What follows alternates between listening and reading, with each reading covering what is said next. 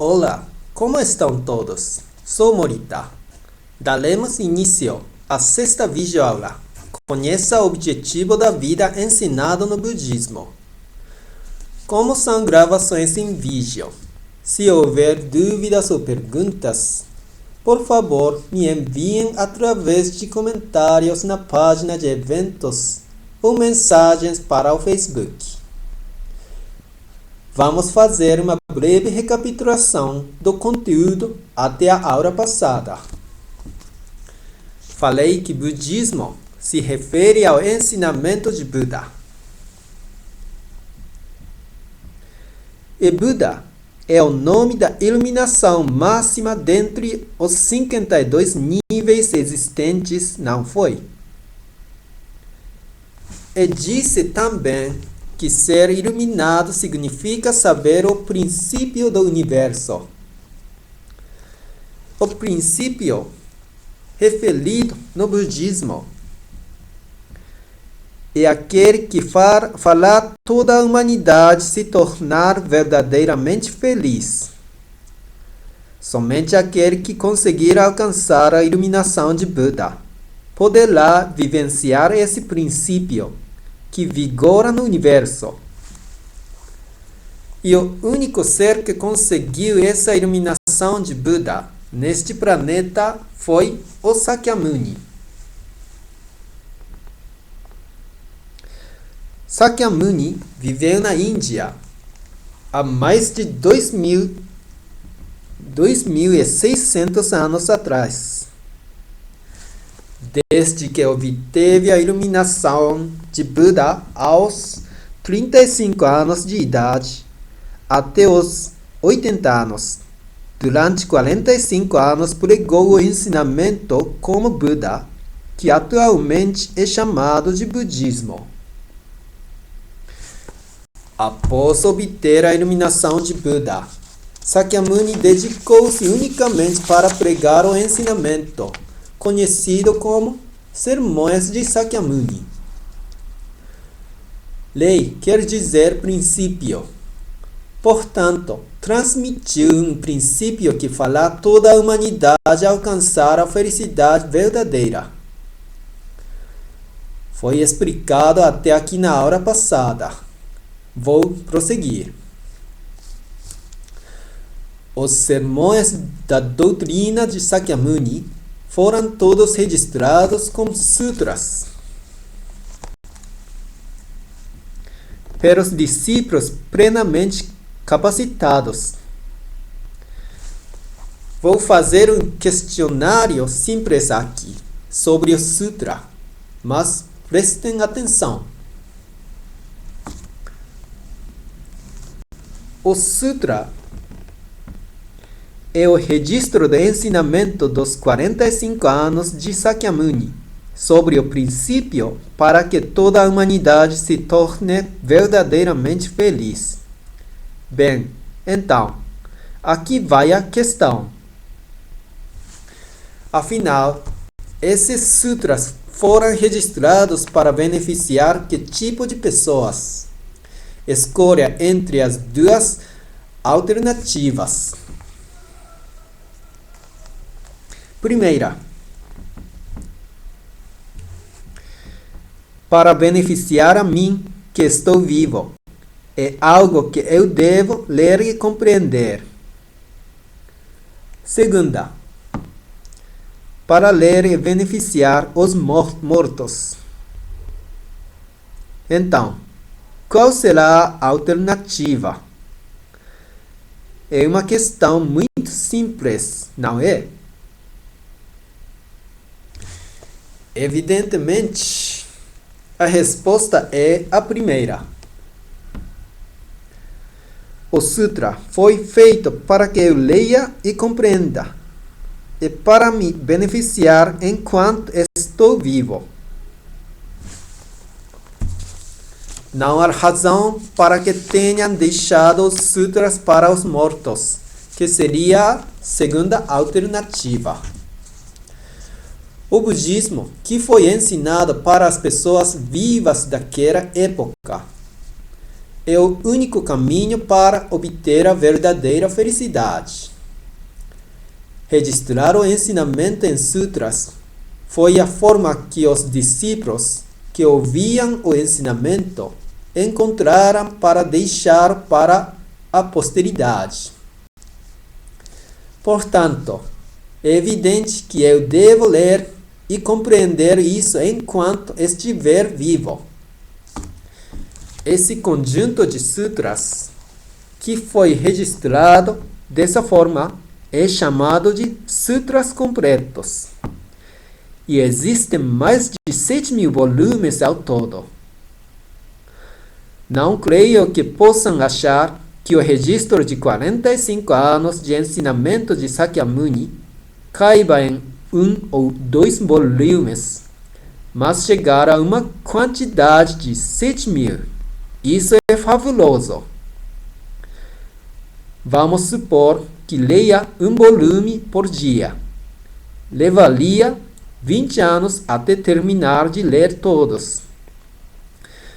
Uma pessoa de 20 anos teria 40 anos. De 40 anos teria 60 anos. E de 60 anos teria 80 anos ao terminar de ler. Como podem perceber, é um volume imenso. Quando conseguir ler e compreender corretamente esses sutras de mais de 7.000 volumes, poderá saber por completo o ensinamento de Sakyamuni. Então, o que está sendo ensinado nesses sutras completos? Há um ensinamento imutável e coerente nos 7.000 volumes. Primeiramente, esse é o ponto importante que devemos compreender. É a chamada base do budismo. Se o budismo for representado por uma árvore, a base do budismo equivale à raiz e ao tronco. Sem a raiz e o tronco, uma árvore não permanece em pé e ela deixa de ser uma árvore. Por isso, enquanto não compreender essa base, não poderá entender o budismo. Portanto, este é um ponto essencialmente importante. Essa base do budismo é chamada de princípio da causalidade. Pode-se dizer que os 99% dos sutras completos sejam ensinamentos sobre esse princípio da causalidade. Portanto, acreditar no princípio da causalidade significa acreditar no budismo. O princípio da causalidade quer dizer algo que transcende os 3 tempos e as 10 direções. 3 tempos referem-se aos 3 mundos: mundo passado, presente e futuro. Como é algo que se aplica nos 3 tempos, não é algo que tenha validade apenas agora no presente, mas é algo que foi válido 10 anos atrás, 100 anos, 1000 anos, 1 milhão de anos, 1 bilhão de anos. Ao contrário, se direcionarmos para o futuro, também será totalmente imutável. Mesmo que passem 10 anos, 100 anos, 1000 anos, 1 milhão de anos ou 1 bilhão de anos. Aquilo que transcende os 3 tempos, dizemos que é imutável no tempo. Dizemos simplesmente que é imutável no tempo, mas olhando ao nosso redor, podemos observar que nesses 5 ou 10 anos a mudança foi intensa e contínua. Tanto os telefones, carros ou alimentos que vemos nas ruas mudaram muito. Conseguem se lembrar de algo que não mudou nestes últimos 100 anos? Existem casas comerciais de tradição com mais de 100 anos, mas nunca ouvimos falar de alguma que exista por mais de 1000 anos. Creio que nem o Sol existia há 1 bilhão de anos atrás. Acho difícil encontrar algo imutável que transpasse os 3 tempos.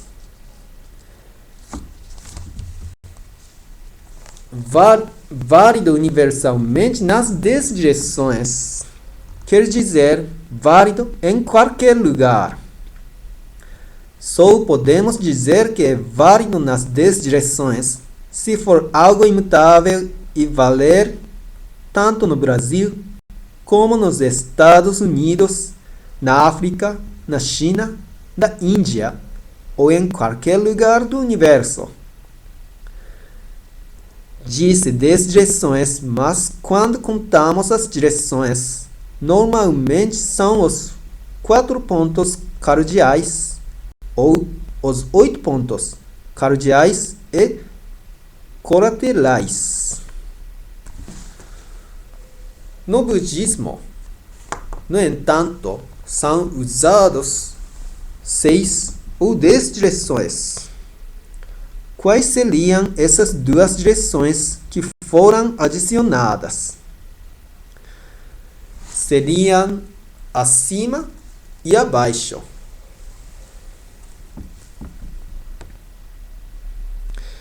Representa-se o espaço de forma tridimensional, adicionando acima e abaixo a superfície plana que é frente, atrás, esquerda e direita.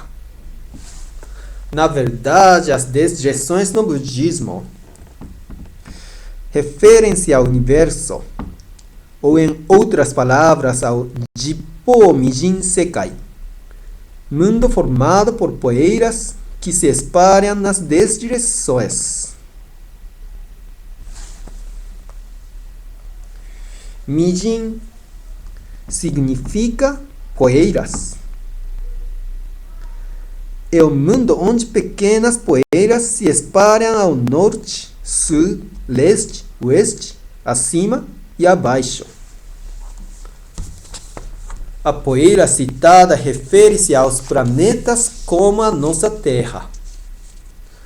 Dizer que essa gigantesca Terra é uma poeira seria uma expressão um tanto surpreendente. Porém, é difícil visualizar o planeta Marte ou Vênus, não é mesmo? Eles não passam de pequenos pontos quando olhamos para o céu. Existem muitas poeiras como esses no universo. Para se ter uma ideia de quantos planetas como a Terra existem no universo, prega-se no Sutra que o número de planetas existentes equivale ao número de graus de areias do rio Ganges.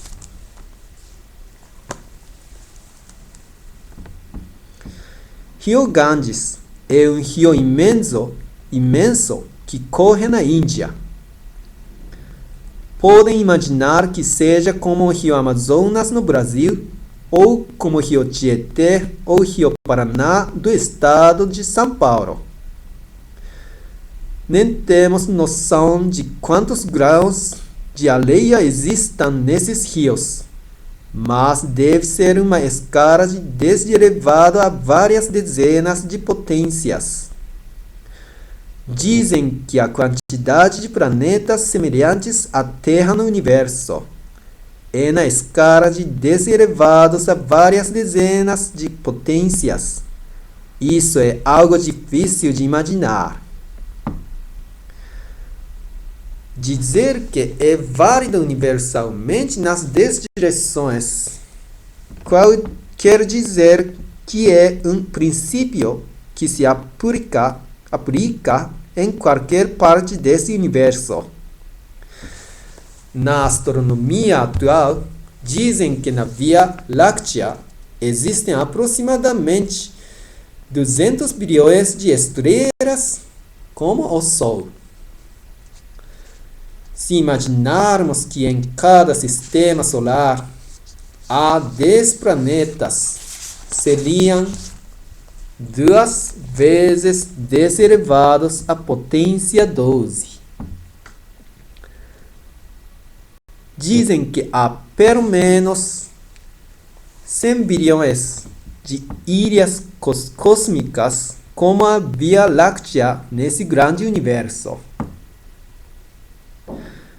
Dessa forma, se um leigo fizer um cálculo simples, é possível imaginar que haja 10 elevados a 23 potências de planetas semelhantes à Terra no universo. Dessa forma, a astronomia atual está se aproximando aos poucos ao número de areias do Rio Ganges.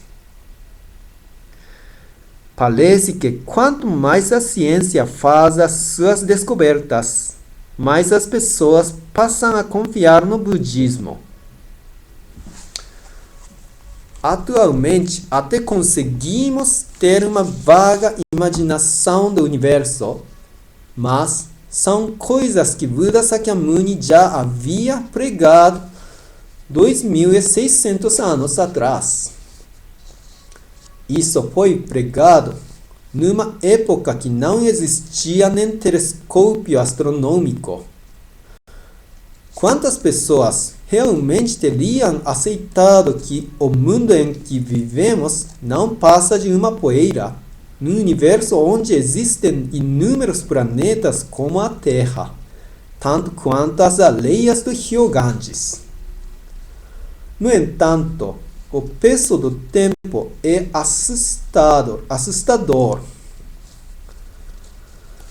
Acaba destacando o que é verdadeiro e o que é falso.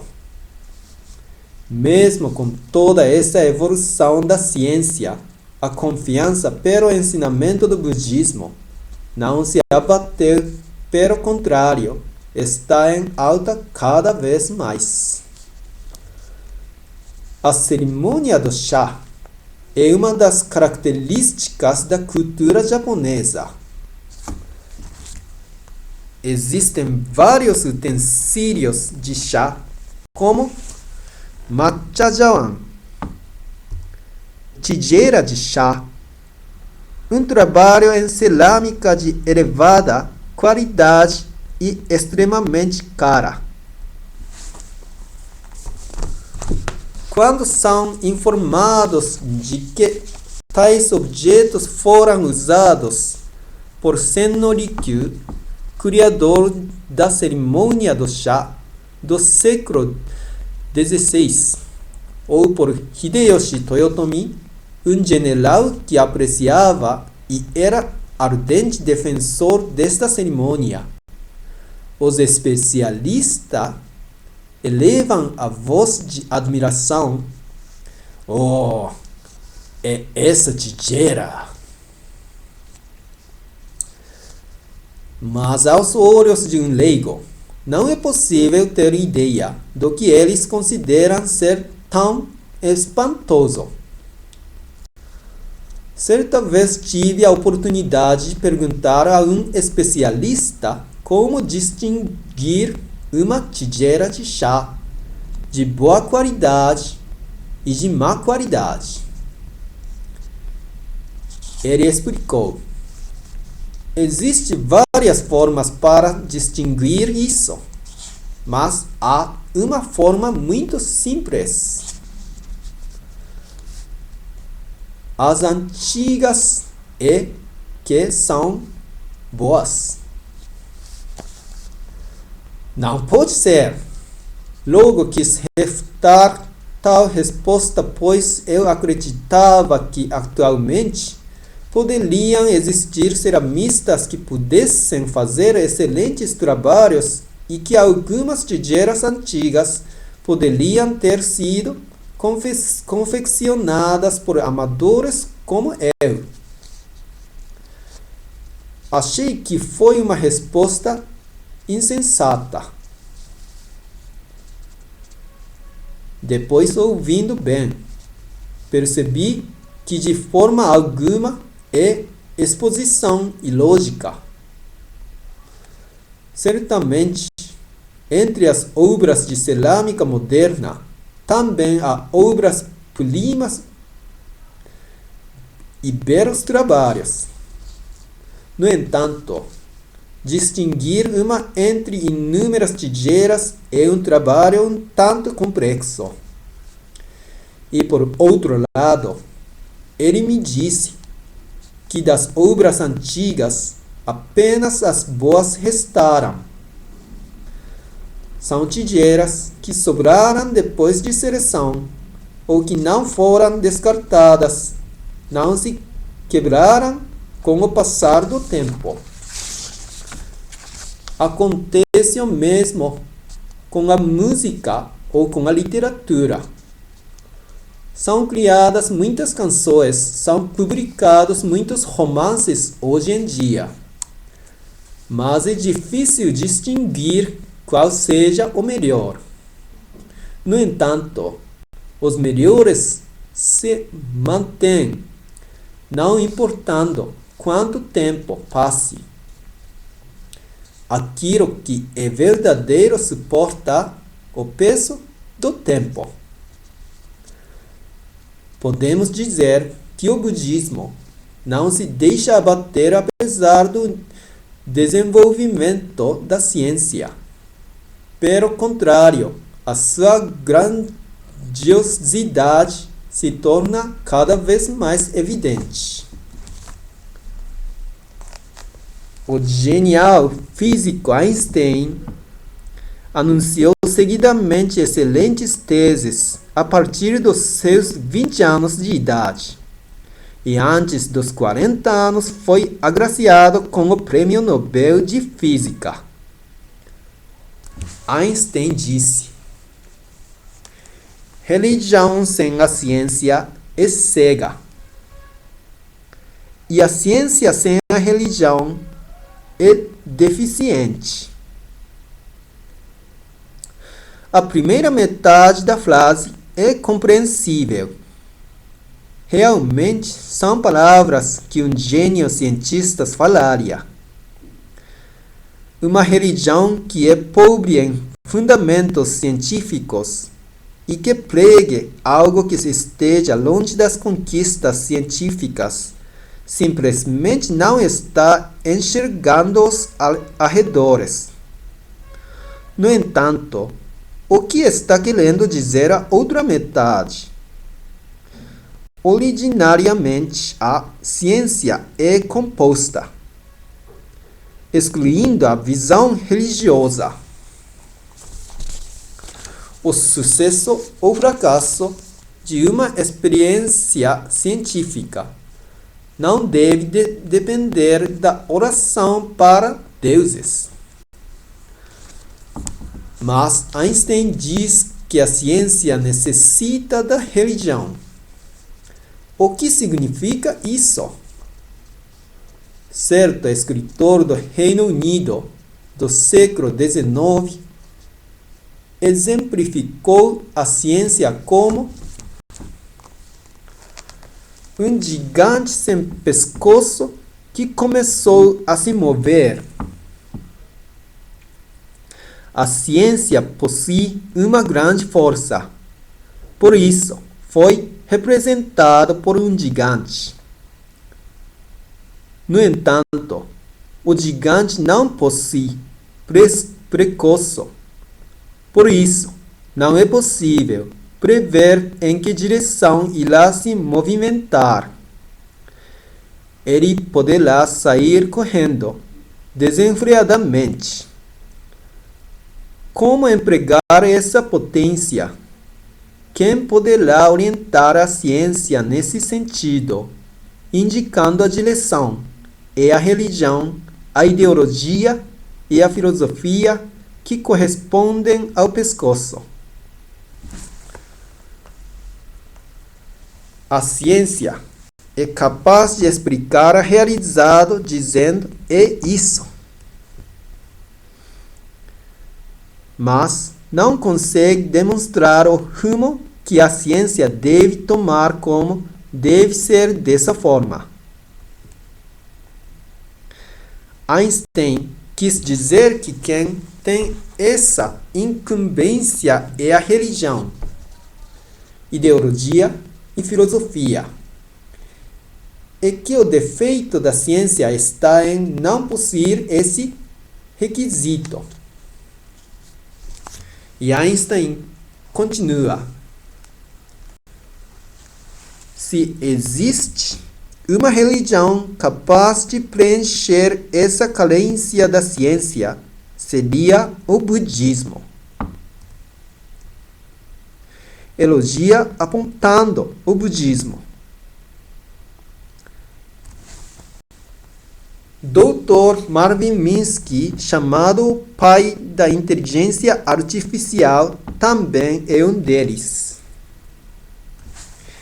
Ele pesquisou por muito tempo na Faculdade de Engenharia da Universidade de Massachusetts e foi um dos fundadores das pesquisas de inteligência artificial do MIT. Perguntaram numa entrevista qual seria o tema da pesquisa que está interessado nesse momento. Ele respondeu: o meu maior interesse nesse momento é pela escritura budista. Espere um pouco.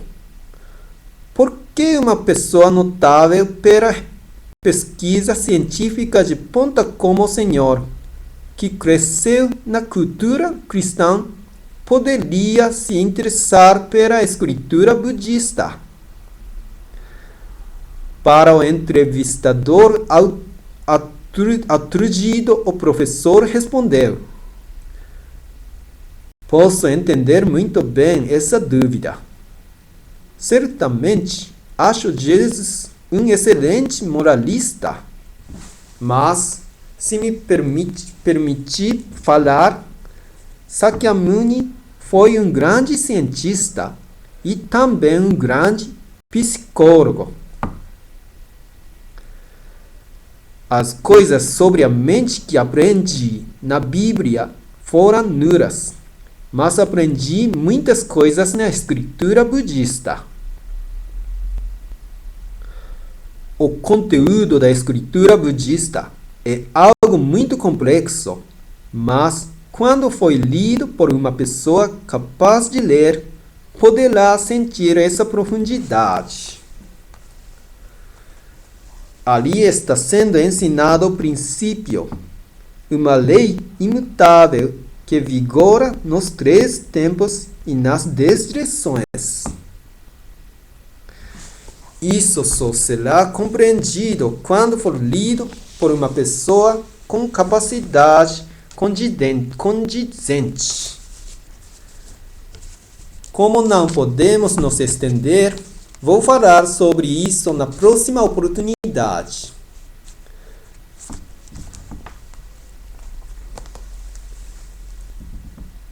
Temos 11 videoaulas disponíveis.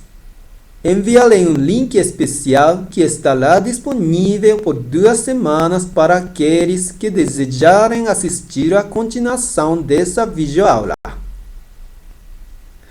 Portanto, inscreva-se pela página específica. Os usuários do Ustream poderão encontrar o link no espaço onde está a instrução sobre o canal do Objetivo da Vida e também no espaço de comentários. Quem acessa pelo YouTube poderá entrar na página específica pelo link indicado na tela. Caso não consiga encontrar o link, por favor, me avisem por comentários ou mensagens e poderei ajudar nos procedimentos. Inscrevam-se já. Estarei aguardando. Até a próxima videoaula.